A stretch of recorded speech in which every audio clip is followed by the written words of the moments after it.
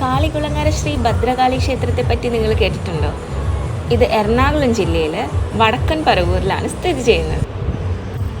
കുളത്തിൻ്റെ കരയിൽ ശ്രീ ഭദ്രകാളി സാന്നിധ്യം ഉള്ളതുകൊണ്ടാണ് ഇതിന് കാളികുളങ്ങര എന്ന് പേര് വന്നത്. ഈ ക്ഷേത്രത്തിൻ്റെ മറ്റൊരു പ്രത്യേകത എന്താണെന്ന് വെച്ചാൽ, ആദ്യകാലങ്ങളിൽ സ്ത്രീകളായിരുന്നു ഇവിടെ പൂജകൾ ചെയ്തിരുന്നത്. പിന്നീട് ഇത് ദക്ഷിണ ദൈവിക സങ്കല്പത്തിലേക്ക് മാറി. ദൈവിക സങ്കല്പത്തിന് ശേഷമാണ് ശ്രീ പറവൂർ ശ്രീധരൻ താന്ത്രിക്കാണ് പാരമ്പരികമായി താന്ത്രിക സ്ഥാനം നൽകിയിട്ടുള്ളത്. ഇവിടുത്തെ പ്രധാന വഴിപാടുകൾ തെണ്ട് നിവേദ്യവും പൊങ്കാലയും ചൂൽ വഴിപാടുമാണ്. തെണ്ട് വഴിപാടിൻ്റെയും പൊങ്കാലയുടെയും ഫുൾ വീഡിയോ നമുക്ക് കാണാം.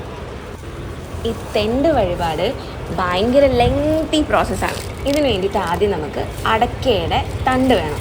ആ തണ്ട് വെള്ളത്തിൽ കുതിർത്ത് വെക്കണം. അതിനുശേഷം നല്ലോണം ക്ലീൻ ചെയ്തിട്ട് അരിപ്പൊടി, ഉരുക്കിയ ശർക്കര, മഞ്ഞൾ, തേങ്ങാക്കൊത്ത്, ചുക്ക് ഇതൊക്കെ ഒരു പ്രത്യേക അളവിൽ മിക്സ് ചെയ്യണം.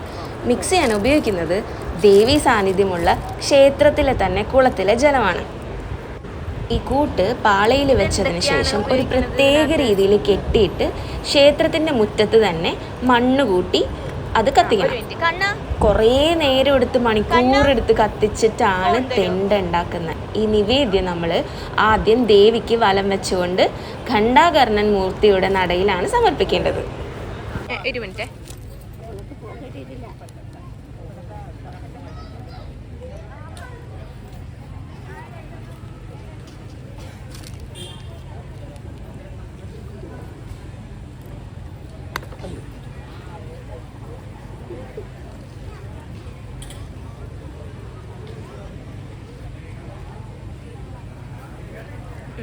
പറഞ്ഞോ. അരി പൊടിച്ചിട്ടേ ശർക്കര ഉരുക്കിയിട്ട് ശർക്കര അതിനകത്ത് ഒഴിച്ചിട്ട് തിരുമണം. തിരുമിയിട്ട് ഈ ചുക്ക്, ജീരകം, ഏലക്കായി ഇതൊക്കെ കൂടിയിട്ട് മിക്സ് ചെയ്ത് തേങ്ങ വറുത്തത് കൂടിയിട്ട് മിക്സ് ചെയ്ത് കുഴക്കണം. എന്നിട്ട് ഈ പാളയിലിട്ട് അതാ മഞ്ഞപ്പൊടി. അങ്കിളുടെ വീട് എവിടെയാ? ആലങ്ങാട്. ആലങ്ങാട് തിരുവാലൂർ. ആഹാ. പേരെന്താ? അയ്യപ്പൻ. അയ്യപ്പൻ. മീശ അടിപൊളിയാണ്. അയ്യോ, ഹെയർ സ്റ്റൈലും നല്ലായിട്ടുണ്ട്. ചേട്ടന്റെ പേരെന്താ? ധർമ്മേന്ദ്രൻ. ധർമ്മേന്ദ്രൻ. എവിടെ? ആലങ്ങാട് തന്നെയാണോ? ഓക്കെ. അമ്മയുടെ പേരോ? അമ്മിണി. എവിടെ വീട്? തിരുവാലൂര് ആണോ? ഇത് ഞങ്ങള് ഒറ്റ ഫാമിലിയാണ്. അതെ. അതേ രണ്ട് മക്കള് വെക്കണം, അവരെ എടുക്കാം. അതെ, രണ്ട് മക്കള്. എന്റെ രണ്ടാമത്തെ വരുമ്പോൾ ഇത് മൂത്ത വരുമ്പോൾ ഞാൻ വെക്കുന്നത് രണ്ടും. പൊങ്കാല വഴിപാട് അടുത്ത വീഡിയോയിൽ നമുക്ക് കാണാം. അതിനു മുന്നേ നമുക്ക് ഈ ക്ഷേത്രത്തിൻ്റെ ഐതിഹ്യത്തിനെ പറ്റി അറിയണ്ടേ? പണ്ട് കാളികുളങ്ങര സ്ഥിതി ചെയ്യുന്ന നന്ദ്യാട്ടുകുന്നം ദേശത്തിന് തെക്ക് മാറി ഒരു ദേശത്തിൽ വസിച്ചിരുന്ന ഒരു വ്യക്തിയുടെ ആരാധനാമൂർത്തിയായിരുന്നു ഈ കാളികുളങ്ങരയിൽ കുടികൊള്ളുന്ന ശ്രീ ഭദ്രകാളി. ജന്മിത്തൊക്കെ ഉണ്ടായിരുന്ന ഒരു കാലഘട്ടം. ജന്മികളെന്ന് പറഞ്ഞാൽ ലാൻഡ് ലോർഡ്സ്.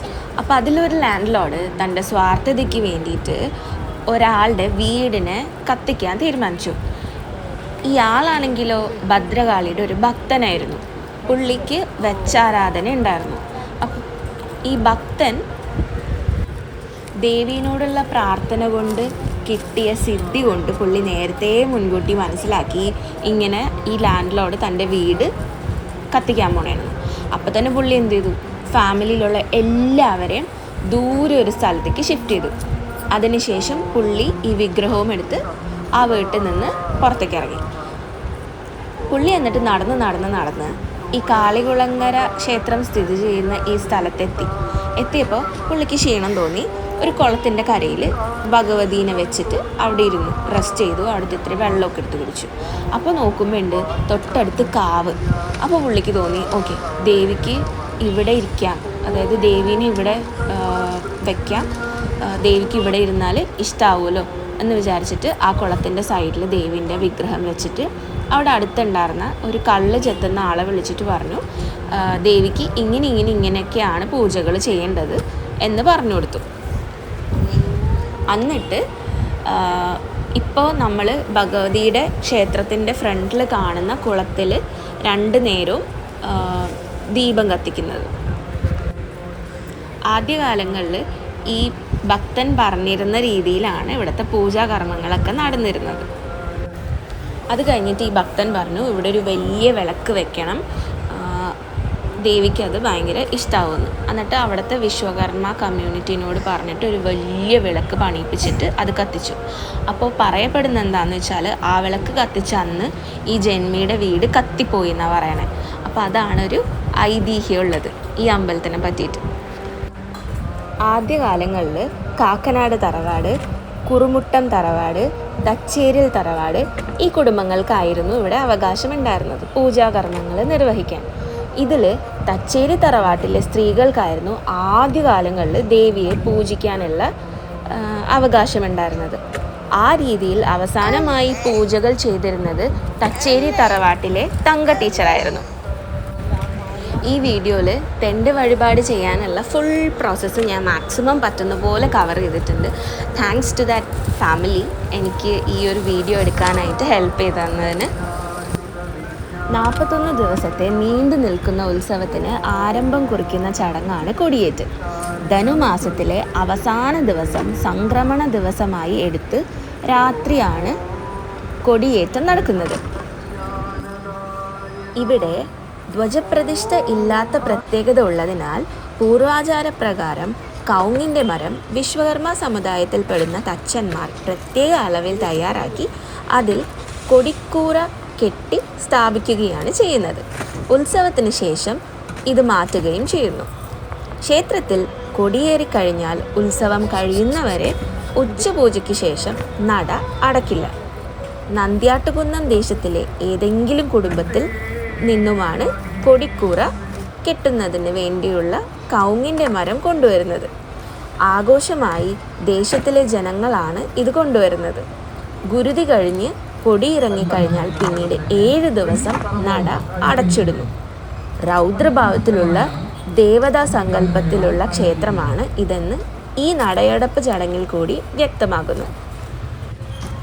കാളികുളങ്ങര ക്ഷേത്രത്തിലെ ഉത്സവം വലിയ വിളക്ക് മഹോത്സവം എന്നാണ് അറിയപ്പെടുന്നത്.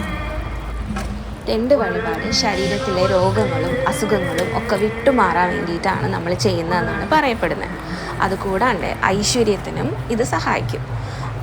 ഇതുപോലെ ഭയങ്കര സമയമെടുത്ത് തെണ്ട് പ്രിപ്പയർ ചെയ്തിട്ട് അവർക്ക് വീട്ടിലേക്കുള്ളത് അവരെടുത്തുകൊണ്ട് പോയിട്ട് ബാക്കിയുള്ളത് നമുക്ക് വാങ്ങാൻ കിട്ടും അമ്പലത്തിൻ്റെ പരിസരത്തായിട്ട്.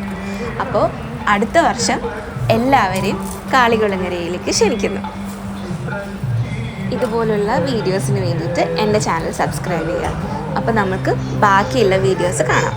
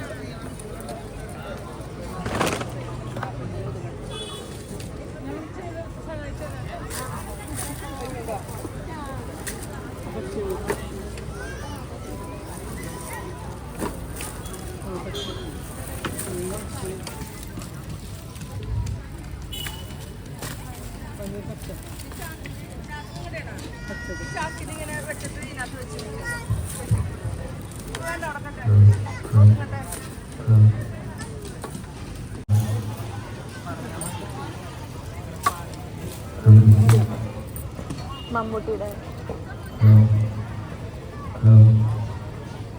മഞ്ഞ് മഞ്ഞ് മഞ്ഞ് മഞ്ഞ്